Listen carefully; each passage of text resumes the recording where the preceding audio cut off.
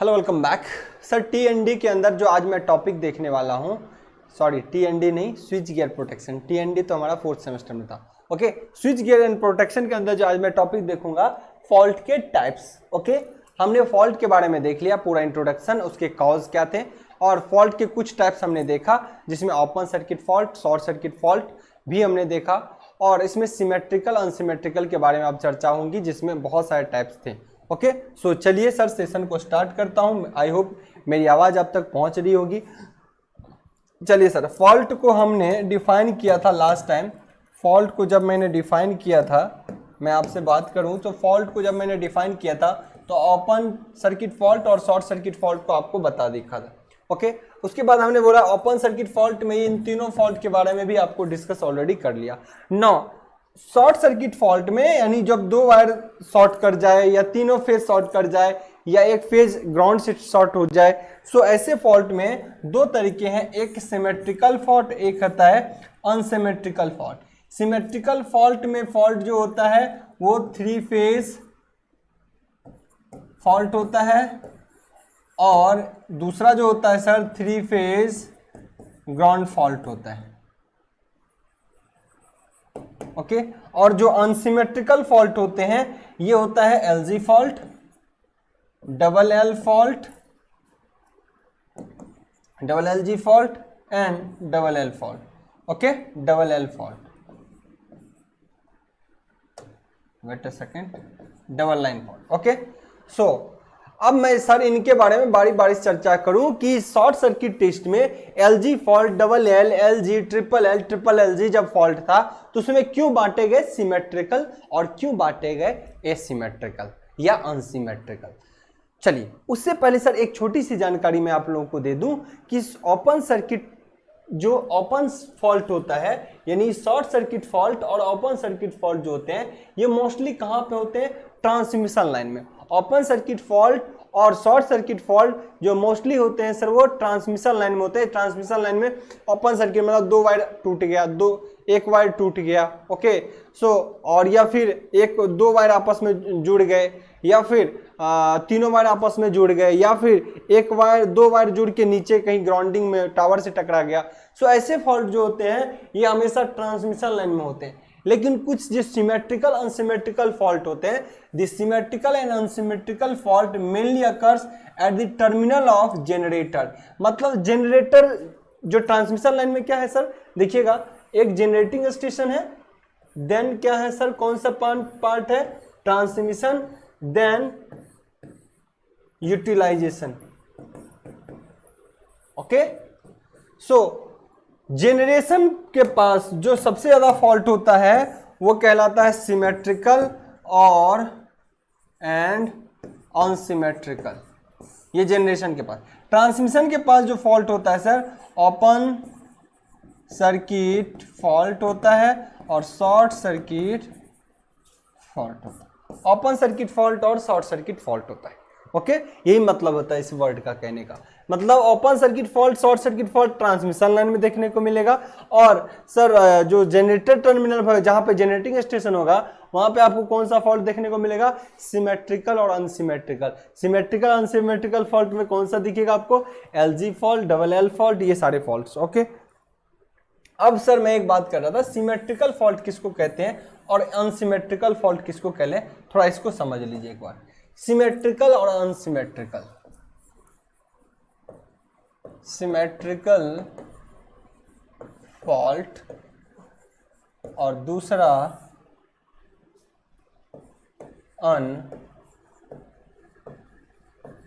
Unsymmetrical fault, symmetrical और दूसरा unsymmetrical fault. समझिए सर, सिमेट्रिकल फॉल्ट में कहता है दो कंडीशन लिया जाता है, एक लिया जाता है सर प्री फॉल्ट और एक देखा जाता है पोस्ट फॉल्ट। समझिए सर दो चीजों, और यहां भी मैं लेता हूं, यहां भी वर्ड लेता हूं प्री फॉल्ट और दूसरा पोस्ट फॉल्ट। सर देखिए दो कंडीशन है, प्री फॉल्ट और पोस्ट फॉल्ट। इसका मतलब प्री फॉल्ट मतलब फॉल्ट आने से पहले और पोस्ट फॉल्ट मतलब फॉल्ट आने के बाद। प्री फॉल्ट का मतलब फॉल्ट आने से पहले जब सिस्टम नॉर्मल कंडीशन में था, और पोस्ट फॉल्ट का मतलब जब सिस्टम में फॉल्ट आ गया। तो ऐसा एनालिसिस किया जाता है, जो सिमेट्रिकल फॉल्ट होता है मतलब ट्रिपल एल फॉल्ट या फिर ट्रिपल एल जी फॉल्ट, ये दोनों टाइप के फॉल्ट जब होते हैं तो उस कंडीशन में प्री फॉल्ट और पोस्ट फॉल्ट के कंडीशन में, प्री फॉल्ट और पोस्ट फॉल्ट के कंडीशन में सर दोनों ही कंडीशन में सिस्टम क्या होता है सर, दोनों ही कंडीशन में सिस्टम बैलेंस ही रहता है। सिस्टम क्या होता है, बैलेंस ही रहता है। सिस्टम बैलेंस का मतलब अगर थ्री फेज सिस्टम है, समझिए सिस्टम बैलेंस का मतलब सर अगर थ्री फेज सिस्टम है तो अगर सिमेट्रिकल फॉल्ट हुआ यानी ट्रिपल एल फॉल्ट हुआ या ट्रिपल एल जी फॉल्ट हुआ है तो जो करंट और वोल्टेज की वैल्यू में चेंज होगा, लेकिन सर जो मात्रा एक फेज में करंट का होगा वही मात्रा दूसरे फेज में भी होगा, वही मात्रा तीसरे फेज में होगा। मतलब सब में मैग्नीट्यूड वाइज अगर कहे तो करंट की मात्रा क्या होगी, सेम होगी। सो बैलेंस कंडीशन में रहता है, चाहे प्री फॉल्ट कंडीशन हो या पोस्ट फॉल्ट कंडीशन हो, दोनों ही कंडीशन में सिस्टम आपका क्या रहता है, बैलेंस। इसीलिए इस टाइप के फॉल्ट को सिमेट्रिकल फॉल्ट कहा जाता है। लेकिन अनसिमेट्रिकल फॉल्ट की अगर बात की जाए तो चाहे वो एलजी फॉल्ट हो या फिर सर डबल एल फॉल्ट हो या डबल एल जी फॉल्ट हो, ये तीनों ही फॉल्ट अगर दिखे आपको तो प्री फॉल्ट यानी इस कंडीशन में प्री फॉल्ट मतलब कोई ट्रांसमिशन लाइन है, जब कोई फॉल्ट नहीं हुआ है, मान लो कोई फॉल्ट हो गया, ओके कोई फॉल्ट नहीं है और कोई मान लो तीनों फेज में कोई फॉल्ट नहीं होगा तब चेक कर लेंगे, तीनों फेज में कोई फॉल्ट नहीं है तब हम डाटा चेक कर लेंगे, ओके। और जब तीनों में किसी एक में फॉल्ट हो गया, माना कोई भी एक फेज में फॉल्ट हो गया तब चेक कर लेंगे। तो इस कंडीशन में देखा जाता है सिस्टम क्या हो जाता है, अनबैलेंस्ड। सिस्टम क्या हो जाता है सर, अनबैलेंस्ड। मतलब प्री फॉल्ट में अगर सिस्टम बैलेंस है तो पोस्ट फॉल्ट में सिस्टम क्या हो जाएगा, अनबैलेंस। बैलेंस्ड है तो पोस्ट फॉल्ट में सिस्टम क्या हो जाएगा, अनबैलेंस। मतलब समझ रहे हो कि सर इसमें जो है एक फेज में जो अगर ऐसा फॉल्ट हुआ तो एक फेज में फेज ए में जो करंट होगा फेज बी में वही होगा, फेज सी में वही होगा, क्योंकि ट्रिपल एल तीनों फेज आपस में टच हो गए, तीनों फेज आपस में टच हो गए। देखिएगा ट्रिपल एल मतलब line to line fault, okay. So सब में करंट की मात्रा से आफ्टर फॉल्ट भी देखा जाए तो इसमें आईएफ है तो इसमें भी आईएफ होगा और इसमें भी आईएफ होगा। सो तब भी ये बैलेंस कंडीशन में ही रहता। लेकिन इसमें क्या होगा, इसमें अगर आईए है, इसमें आईबी है और इसमें आईसी है, और जब फॉल्ट होगा ना तो ये आईसी बदल के आईएफ फॉल्ट दूसरा करंट हो जाएगा और ये इन दिनों से तीनों से वैल्यू अलग होंगे। सो सिस्टम अनबैलेंस हो जाता है। मतलब प्री फॉल्ट यानी फॉल्ट से पहले अगर सिस्टम बैलेंस है, फॉल्ट आने के बाद सिस्टम क्या हो जाएगा, अनबैलेंस। सिस्टम क्या हो जाएगा, अनबैलेंस। इसका मतलब जो पहले करंट की मात्रा थी अगर दो फेज में कुछ और जा रहा है तो तीसरे फेज में कुछ और चले जाने लगेगा, चेंज हो जाएगा वैल्यू। इसीलिए इसको बोलते हैं अनसिमेट्रिकल। क्या बोलते हैं, अनसिमेट्रिकल। और इसको क्या बोलते हैं सर, फॉल्ट आने के बाद भी सिस्टम बैलेंस में होता है। मैग्नीट्यूड चाहे अगर करंट का बढ़ा तो सब में बढ़ जाएगा, तीनों फेज में, घटा तो सब में घट जाएगा, ओके। ऐसे फॉल्ट होते हैं, इसको बोला जाता है सिमेट्रिकल। आई होप सिमेट्रिकल और अनसिमेट्रिकल का वैल्यू मतलब आपने समझ लिया होगा, ओके। आइए अब लैंग्वेज में सर पहले एलजी यानी एलजी डबल एल और डबल एलजी फॉल्ट को देखना है। सो पहले अनसिमेट्रिकल फॉल्ट को देख लेते हैं। क्या कहता है समझिए, the fault give rise unsymmetrical current. मतलब ऐसा फॉल्ट जो होता है वो क्या कहता है, the fault give rise unsymmetrical. Symmetrical मतलब सिमेट्रिकल करंट राइज नहीं करता, एसिमेट्रिकल या अनसिमेट्रिकल करंट राइज करता है। That is current differing. Current क्या करता है, डिफर हो जाता है, अलग अलग हो जाते हैं इन मैग्नीट्यूड एंड फेज। मतलब मैग्नीट्यूड मतलब बोले कि करंट की मात्रा, आई मत का मैग्नीट्यूड और फेज की मात्रा, ओके। फेज और करंट क्या कह रहा है, ऐसे कंडीशन में जब सिस्टम में अनसिमेट्रिकल फॉल्ट होते हैं तो करंट डिफर हो जाता है and magnitude and phase in the three phase of the power system are known as unsymmetrical fault. क्या कहता है? The fault given rise of asymmetrical fault, मतलब ऐसा जब एसिमेट्रिकल फॉल्ट होगा तो ऐसे कंडीशन में करंट क्या होता है? राइज करता है, वो एसिमेट्रिकली, मतलब ऐसा नहीं कि सब में समान वैल्यू में राइज करेगा, नहीं, किसी में ज्यादा किसी में कम, मतलब सिस्टम अनबैलेंस हो जाता है। करंट डिफरेंट किस तरीके से हो जाता है? डिफरेंट करंट हो जाते हैं मैग्नीट्यूड और फेज वाइज, मतलब अलग अलग फेज में क्या होगा सर? करंट डिफरेंट हो जाएगा मैग्नीट्यूड वाइज और phase wise in the three phase of the power system is known as unsymmetrical system. अगर अनसिमेट्रिकल सिस्टम है तो उसके हर फेज में सर करंट का वैल्यू कुछ और होगा, उसके जब पहले अगर तीनों में बराबर था तो बाद में अगर फॉल्ट हो गया तो कुछ में करंट कुछ और होगा, बाकियों में करंट का वैल्यू कुछ और हो जाएगा, फेज का वैल्यू भी चेंज हो जाएगा, इसीलिए इसको एसिमेट्रिकल या अनसिमेट्रिकल कहते हैं। Okay, it is also defined as the fault which involves the one और टू फेजेस। यह क्या होता है? यह क्या होता है? इट इज ऑल्सो, इसको और भी डिफाइन करते हैं अनसिमेट्रिकल फॉल्ट को। कैसे डिफाइन करते हैं? It is also defined as the fault which involves one और टू फेजेस, मतलब कहता है ये फेज, अनसिमेट्रिकल फॉल्ट को ऐसा फॉल्ट भी कहा जा सकता है कि ये एक फेज या दो फेज से इन्वॉल्व होते हैं, एक फेज या तीनों फेज इसमें इन्वॉल्व नहीं होगा। अनसिमेट्रिकल फॉल्ट जो भी होगा वो एक फेज में इन्वॉल्व होगा या फिर दो फेज में इन्वॉल्व होगा, तीनों फेज में नहीं होगा। अगर तीनों फेज में होगा तो वो सर क्या हो जाएगा? Symmetrical fault. सो क्या क्या इसको और दूसरे तरीके से कैसे डिफाइन किया जा सकता है? It is also defined as, मतलब अनसिमेट्रिकल फॉल्ट को और डिफाइन किया जा सकता है the fault which involves the one और टू फेजेस, यानी ऐसे फॉल्ट जो एक और दो फेजेज में ही एग्जिस्ट करता हो या इन्वॉल्व होता हो वही कहलाएगा अनसिमेट्रिकल फॉल्ट। जैसे कि एलजी फॉल्ट में एक ही लाइन है, डबल एल में दो लाइन है, डबल एल जी में भी दो ही लाइन है, इसमें दो लाइन, इसका क्या मतलब है sir? Line to ground fault. Okay, तीनों एल नहीं है। सो जहां पे एक एल हो यानी एक लाइन हो या फिर दो लाइन के बीच फॉल्ट हो उसको अनसिमेट्रिकल फॉल्ट कहते हैं। Okay, the unsymmetrical makes the system unbalanced। Unsymmetrical fault जब भी होगा तो सिस्टम क्या हो जाएगा? अनबैलेंस। किसी फेज में ज्यादा करंट, किसी में कम, किसी का फेज एंगल कुछ, किसी का फेज एंगल कुछ। Okay, it is mainly classified into three types. यह मेनली तीन तरीके से डिफाइन किए जाते हैं, मतलब इसके टाइप्स होते हैं। पहला सिंगल लाइन टू ग्राउंड जिसको एलजी फॉल्ट बोलते हैं, लाइन टू लाइन फॉल्ट जिसको डबल एल बोलते हैं, डबल लाइन टू ग्राउंड मतलब इसको और दूसरे तरीके से क्या बोलते हैं sir? Line to ground fault, या इसी को बोल देते हैं double line to ground fault. Okay, the unsymmetrical fault is the most common type of fault occurs in power system, मतलब अनसिमेट्रिकल टाइप का फॉल्ट सबसे ज्यादा पावर सिस्टम में होता है। अब अनसिमेट्रिकल टाइप मतलब कि एक तार किसी ग्राउंडिंग से टच हो गया, एक तार गिरना बहुत आसान है। इसकी पॉसिबिलिटी पावर सिस्टम के अंदर सबसे ज्यादा होता है कि एक तार, मान लो कि जनरेटर के अंदर ही फेज चल रहा है, वो तार टूट के आपकी बॉडी से टकरा गया और बॉडी ऑलरेडी ग्राउंडिंग है, सो एलजी फॉल्ट वहां भी हो गया। या ट्रांसमिशन लाइन में ही तार जा रहा है और गिरते गिरते वो अपने ही टावर के साथ अटैच हो गया, एलजी फॉल्ट हो गया।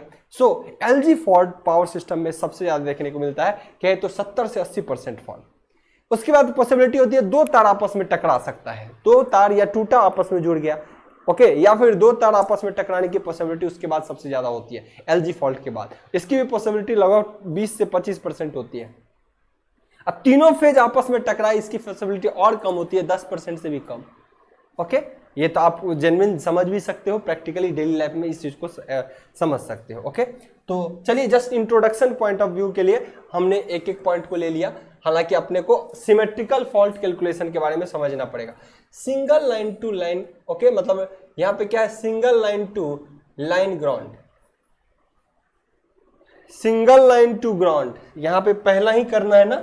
यहां देखिए क्या है sir? Single line to ground fault, single line to ground fault. Single line to, ये हटाना पड़ेगा, wait a second, single line to ground fault, clear sir? Single line to ground fault, इसमें क्या होगा? देखिए तीन फेज है, कोई एक सिंगल लाइन था, कोई एक सिंगल लाइन था, इसकी फॉल्ट किसके साथ हो गई सर? ये ग्राउंडिंग के साथ। और ये जरूरी नहीं है ग्राउंडिंग उसी का न्यूट्रल है उससे लग जाए सर। आपको पता है अगर एक टावर से वायर जा रहा है ओके, और उसके नीचे कोई सॉलिड अर्थ नहीं है, कोई आप समझ लो टेलीफोन बूथ का ही टावर होगा, उससे जाकर टकराया तो वो टावर कहां से? नीचे अर्थिंग से अटैच होगा, जमीन में काफी अंदर गया होगा। सो वो एक अर्थिंग का काम कर रहा है और ये फेज, सो एलजी फॉल्ट इसको बोलेंगे।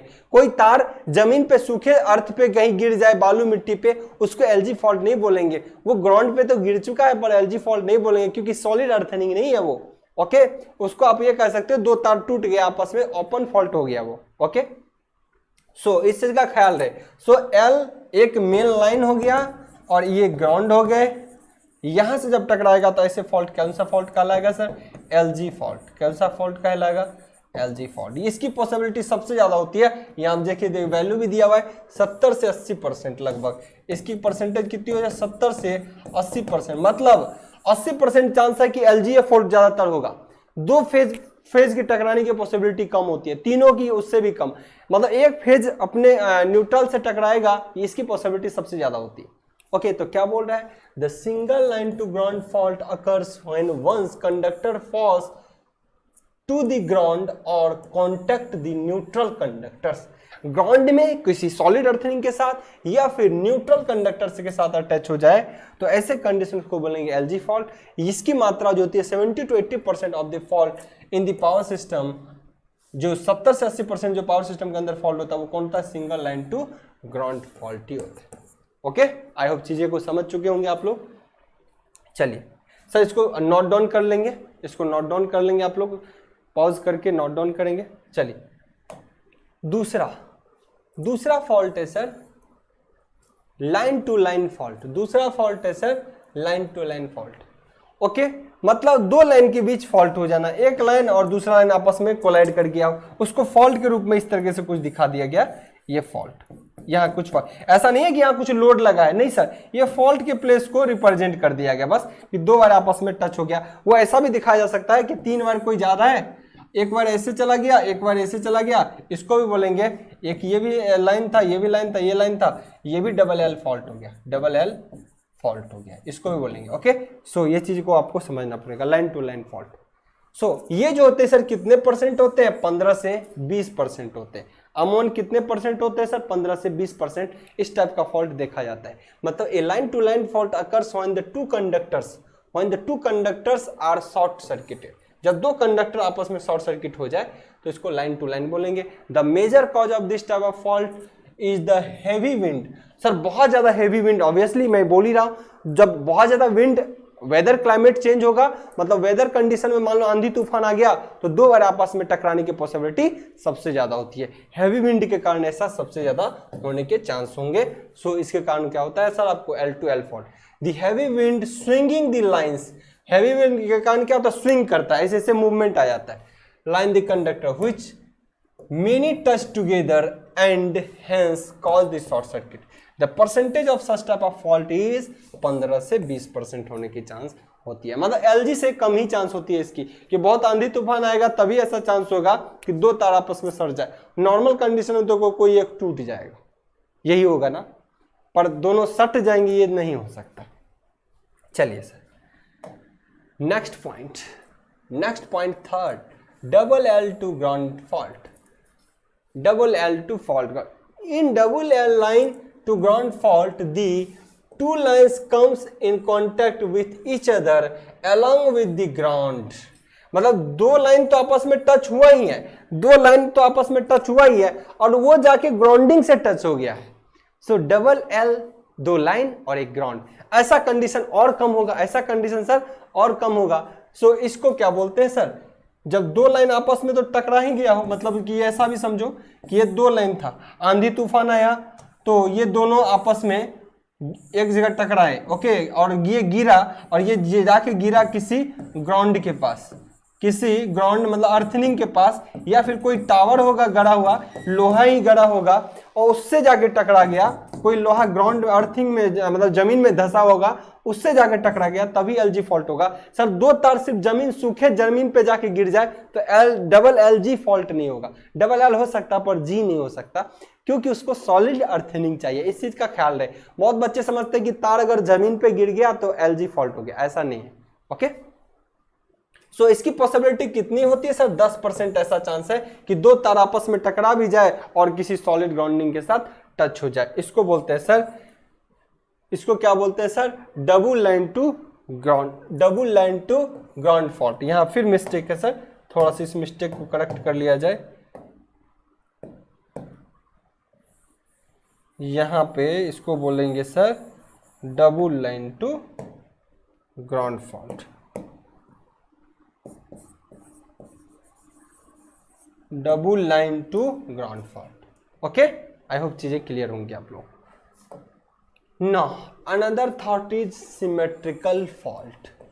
आपको पता है सिमेट्रिकल के बारे में हमने बताया कि सिमेट्रिकल फॉल्ट के कंडीशन में ट्रिपल एल इन्वॉल्व होगा। मतलब सिमेट्रिकल फॉल्ट होंगे मतलब तीनों लाइन या फिर एंड एक और कंडीशन हो सकता है कि तीनों लाइन और एक ग्राउंड हो, इसको बोलेंगे सिमेट्रिकल। इसमें प्री फॉल्ट और आप पोस्ट फॉल्ट दोनों ही कंडीशन में, यानी फॉल्ट आने से पहले जब नॉर्मल कंडीशन था और जब फॉल्ट आ गया, दोनों ही कंडीशन में सर आपका बैलेंस कंडीशन रहता है। क्या होता है सर? बैलेंस होता है। सो इसके बारे में भी हम एक बार चर्चा कर लें। आई होप हमारे पास थोड़ा बहुत टाइम है जिसको मैं यूज कर सकता हूँ। The fault which involve all the three phases is known as the symmetrical fault। जिसमें तीनों फेज आपका क्या हो सर? इन्वॉल्व हो, उसको क्या कहते हैं?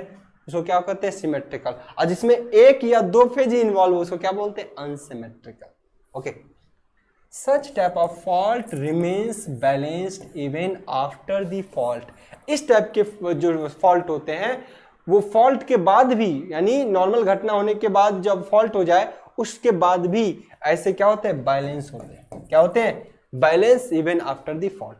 The symmetrical fault is mainly occur at the terminal of the generators। Sir symmetrical fault कहाँ पे देखा जाता है? जनरेटर के टर्मिनल पे। मोस्टली सिमेट्रिकल फॉल्ट जो होता है, जो जनरेटर होता है उसके बाद चाहे कहीं भी आप डिस्ट्रीब्यूट करो तो जनरेटर के टर्मिनल पे मोस्टली फॉल्ट होने की चांसेस होते हैं। जनरेटर के टर्मिनल पे मतलब जनरेटर जैसे ये जनरेशन है जहाँ पे एनटीपीसी है, उसी एनटीपीसी का प्लांट में थ्री फेज का फॉल्ट होने की चांसेस बहुत ज्यादा होता है। ट्रांसमिशन के अंदर बहुत ऐसे कम परिस्थिति देखने को मिलेगा कि तीनों तार एक साथ ज्वाइंट हो गया। बहुत कम ऐसे परिस्थिति देखने को मिलता है, या तीनों तार एक साथ ज्वाइंट होके किसी न्यूट्रल से कनेक्ट हो गया, ये बहुत कम देखने को मिलेगा। ये चीज ज्यादातर कहां देखने को मिलेगा सर? Generator terminal. चूंकि जनरेटर के पास होगा इसलिए बोला गया generator terminal. The fault on the system may arise on account of the resistance of the arc between the conductors or due to the low footing resistance। क्या कह रहा है? ऐसे करना the fault on the system is mainly, ऐसे fault के कारण जो होता है rise on account of the resistance of the arc, यानी आर्क मतलब क्या हो गया सर? स्पार्किंग एक तरीके से of the arc between the conductors और due to the lower footing resistance। ऐसे जो कंडीशन होते हैं सर, ये जो आर्क का फॉर्मेशन, इस कंडीशन में क्या होता है? जब तीनों फेज टकराते हैं तो ऐसे कंडीशन में क्या होता है?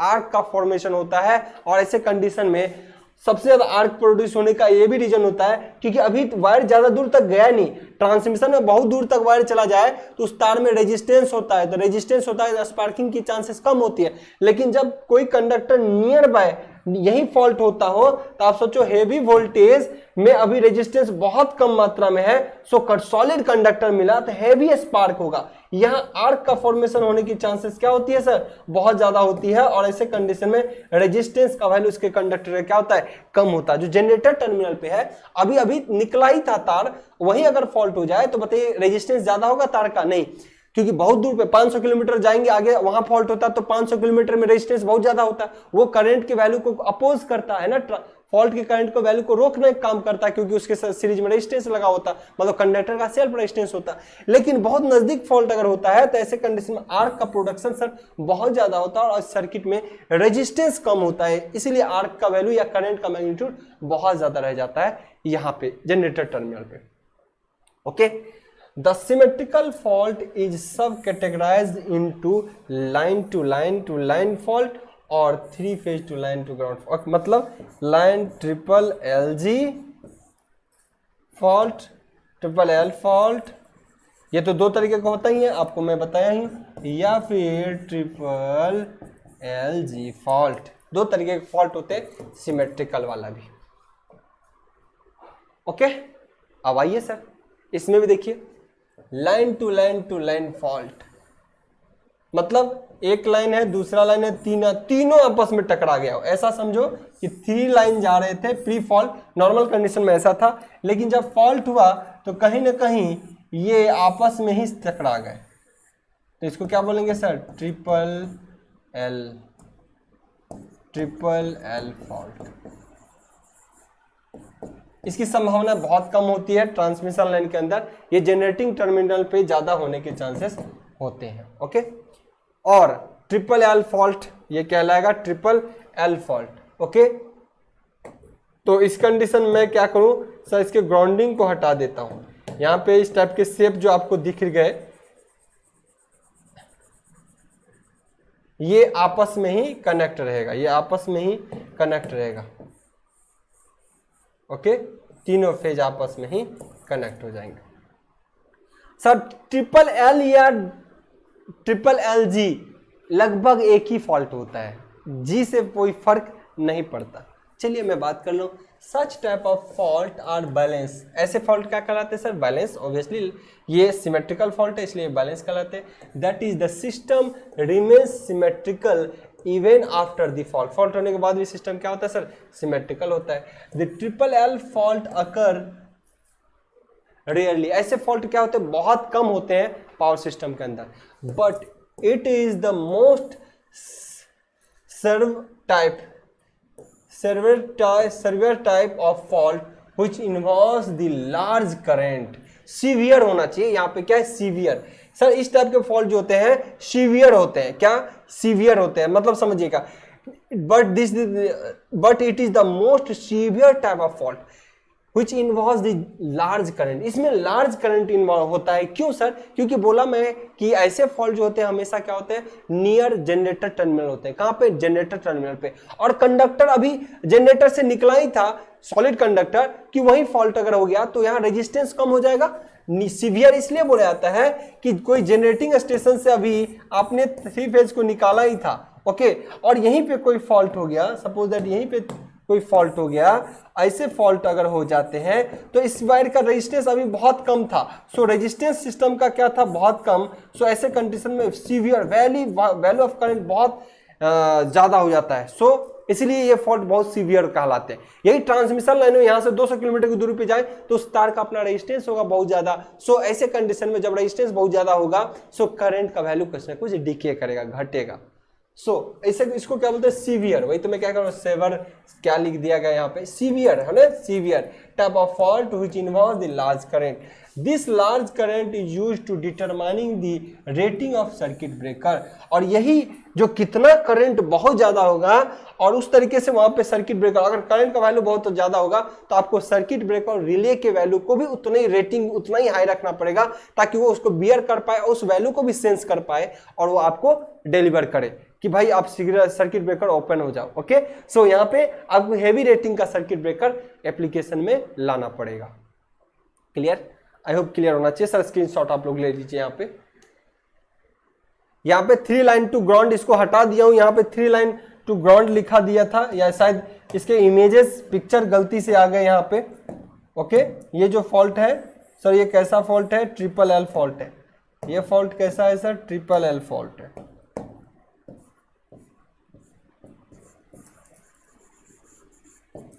Triple L fault. ओके, चलिए नेक्स्ट सर, अब ट्रिपल एल जी फॉल्ट। यहाँ पे फिर से इसको मैं चेंज कर दूं, यहाँ पे कौन सा फॉल्ट है, ये बस इसके टाइपिंग मिस्टेक है सर। ये कैसा फॉल्ट है sir, triple L G fault है sir, triple L G fault है। ओके, सो तीनों फेज में फॉल्ट तो हुआ ही, साथ के साथ इसमें ग्राउंडिंग भी हो गया। सो ट्रिपल एलजी फॉल्ट हो गया। ये भी एक टाइप का क्या सिमेट्रिकल फॉल्ट है। The three phases line to ground fault include all the three phases of the system, that is three phase LG fault occur between the three phase and the grounding of the system.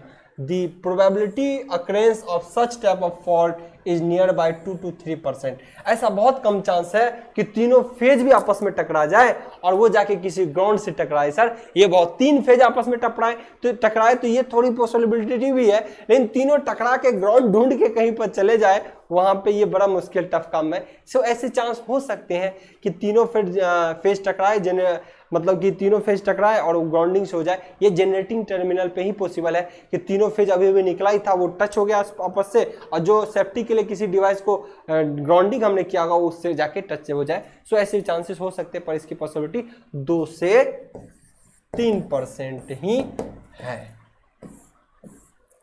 Okay sir, तो I hope आपने समझ लिया होगा fault और types of fault, इस type के symmetrical क्या होते हैं, अनसिमेट्रिकल क्या होते हैं। मैं हट जाता हूं स्क्रीन से ताकि इसको स्क्रीनशॉट लेकर आप लोग लिख लोगे। तो उम्मीद करता हूं चीजों को आपने समझा होगा फॉल्ट। और सर इसी फॉल्ट के कैलकुलेशन के बाद अपन ये डिफाइन कर पाते हैं कहाँ के किस टाइप के रेटिंग का सर्किट ब्रेकर लिया जाए। सर आप जानते हो फ्यूज या सर्किट ब्रेकर जो होते हैं इसके ऑपरेशन रेटिंग मेनली करंट को देख के ही किया जाता है। ओके, सो आपको जो करंट कहीं फॉल्ट हुआ तो करंट कितना ज्यादा मात्रा में बढ़ जाएगा, ये रेटिंग टेस्ट या पता करके एनालिसिस करने के बाद ही सर्किट ब्रेकर या रिले का उपयोग हम करते हैं सिस्टम के अंदर। That's why important fault. Okay, इसीलिए फॉल्ट इंपॉर्टेंट था। आई होप चीज़ों को आपने समझ लिया होगा अच्छे से। सर एक्चुअली मैं लेट हो रहा हूँ थोड़ा, अनअकैडमी में हमारा लाइव क्लास हुआ अभी। सो हम मिलते हैं सर अगले लेक्चर में। आज के लिए इतना ही, बेस्ट ऑफ लक।